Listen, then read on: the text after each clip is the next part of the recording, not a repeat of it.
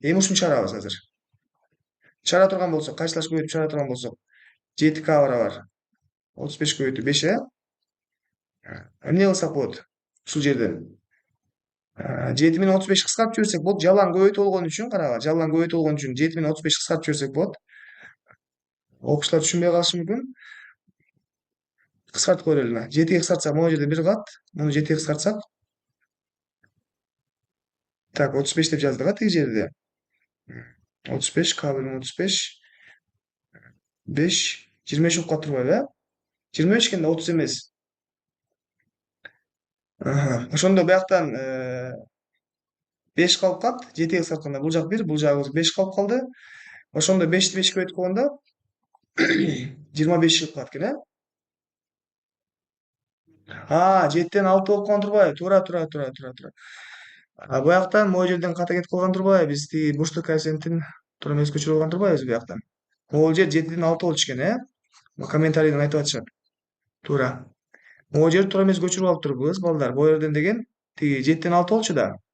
Ошондо могу жерде 6 дешибиз керек. Ошондо азыр.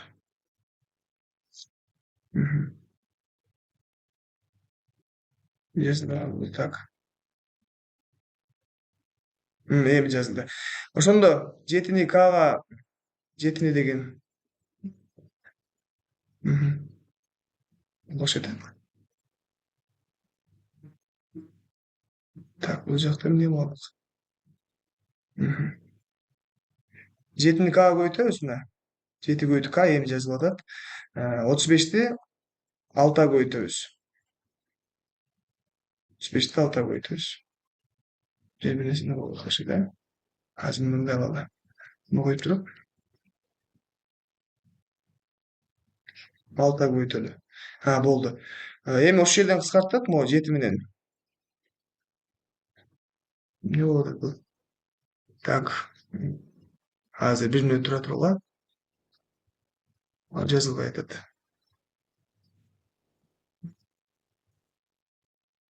Басылды.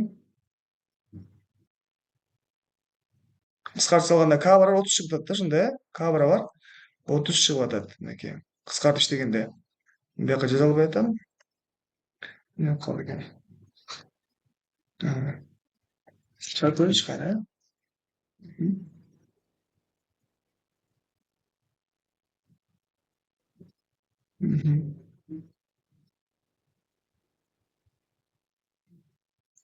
Эми жазып көрөлү. Ошондо К барабар 30 жазылды эми. 30 могу басылып калыптыр да. Ону басып алган турган да. 30 болду. К барабар 30 чыкты. Туура таапсыздар. Эми айтайын дегеним мындай болуп атат да. Айтайын дегеним мындай болуп атат.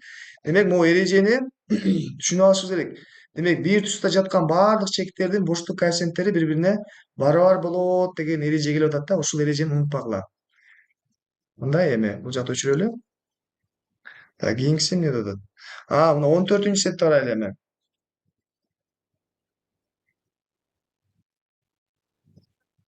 Буяктан. Кана 14-сүндө кандай кылып чыгарсак болот? 14-сүндө дейт. Эгерде дейт 5А кемитүү Б кошуу 3С барабар 47 болсо дейт. Жана дейт. Могу жерде мындай бөлөк. Могу жана дегенде жанында А бөлөк. Азыр. Могу жерден могу бөлөк, э, мына. Могу жак бөлөк. Мынакей.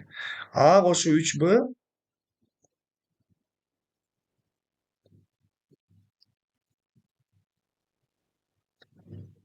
мындай калды, э?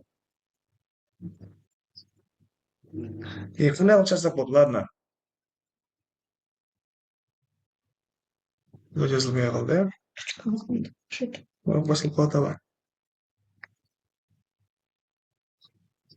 Муну кайра жазып коеюнчу.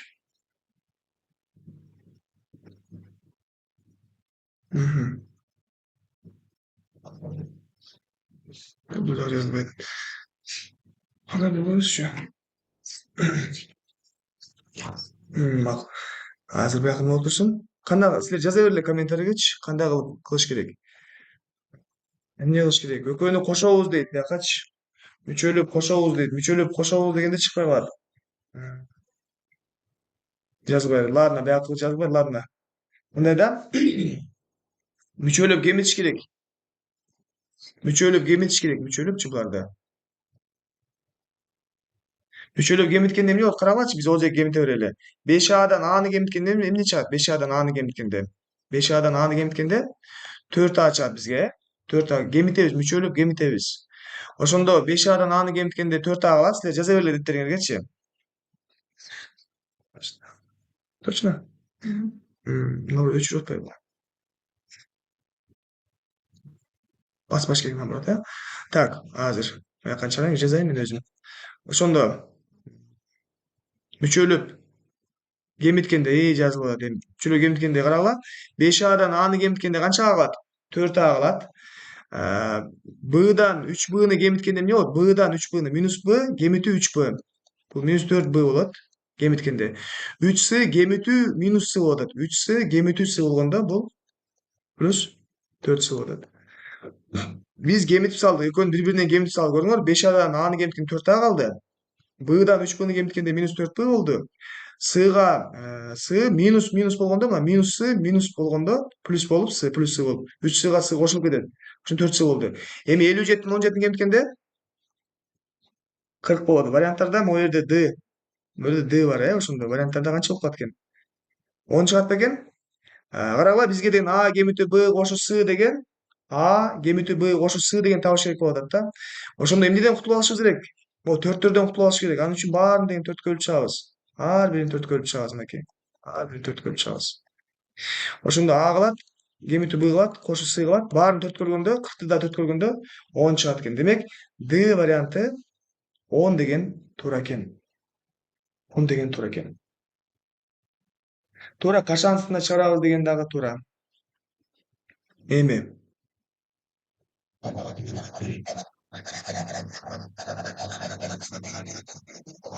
кайталап айтып кетейин да баяктанчы. Мен бүгүнкү сабакта деген бүт татаал эсептерди, татаал дегенде окуучулар көп адашкан эсептерди алып чыктым да. Мен ошол менен тааныштырайын депчи. Алдыда алдыда дагы 2 күн сабагыбыз болот. 2 күндүк сабакта деген алгебра боюнча бир тема болот. Алгебра боюнча комбинаториканын баарысын карайбыз эртеңки сабакта. Комбинаторика боюнча бүт карайбыз. Анан кийинки сабакта болсо геометрия боюнча карайбыз. Алгебра боюнча дагы маалымат аласыңар. Геометрия боюнча да маалымат аласыңар да. Так, ошону тиги геометрия боюнча дагы жакшы маалымат, тиги окуучулар көп болуп атпайбы биякта? Окуучулар да көп экен, мугалимдер да көп экен. Ошон үчүн мен баланс болгудай кылып, экөөнү тең мындай баланс кылайын, экөөнү тең баланс кылайын. Так, эми мындай да, окуучуларга деген курс кандай болот да негизи? Бияктан сурап атышпайбы, окуучуларга курс кандай болот? Окуучуларга деген курста деген 0дон баштап өтөбүз. Момундай татаал эсепке деген бара